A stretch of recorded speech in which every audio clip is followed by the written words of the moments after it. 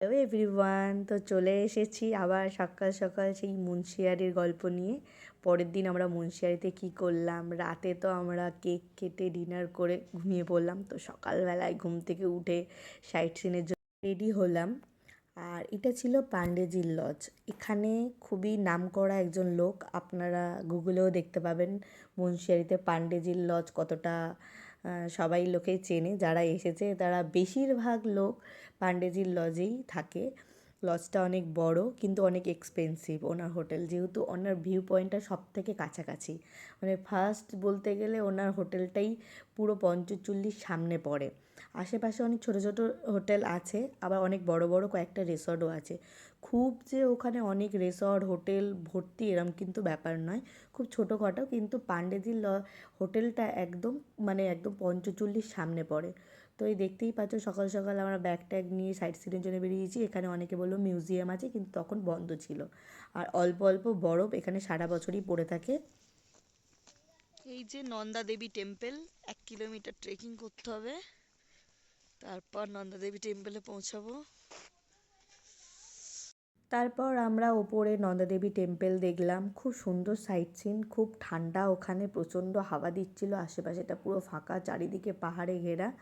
আরেকটা তোমাদের কাছে ইনফরমেশান দিই ছোট, যে আমরা যে পান্ডেজির হোটেলে ছিলাম সেই হোটেলের খাবার দাবারের কোয়ালিটি একদম খারাপ ছিল। আমাদের কারোরই পেটের অবস্থা খুব একটা ভালো ছিল না ওনাদের হোটেলের খাবার খাওয়ার পর। আর আরেকটা কথা বলি, যেটা আমার সাথে হয়েছে, ছেলের জন্য আমি বলেছিলাম ফ্রেশ ভাত আর ডাল করে দিতে, ওরা বলেছিল করে দেবো, কিন্তু সেই ভাত ডাল খাওয়ার পর আমার ছেলের শরীর খুব খারাপ হয়ে গেছিলো। ও রাতে বমি করেছিল 2-3 বার, তারপর সকালবেলা থেকে ওর পটি স্টার্ট হয়ে গেছিলো। তো এই দিনটা খুব একটা দিন খুব বাজেভাবে কেটেছে, তাই জন্য আমি পরের দিন থেকে, ও শরীর খারাপের জন্য পরের দিন থেকে আর খুব ভালোভাবে ভিডিওটা করতে পারিনি। এটাই আমাদের এনজয়মেন্টের লাস্ট দিন ছিল, খুব এনজয় করেছিলাম এখানে, তোমরা দেখেই বুঝতে পারবে। না গুলে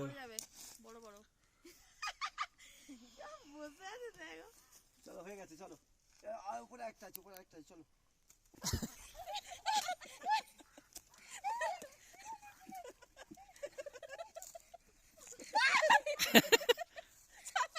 যা তোরতে চলতে পারে।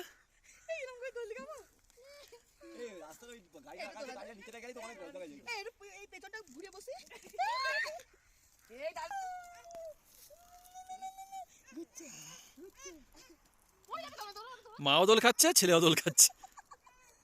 উপরে চলো, উপরে চলো।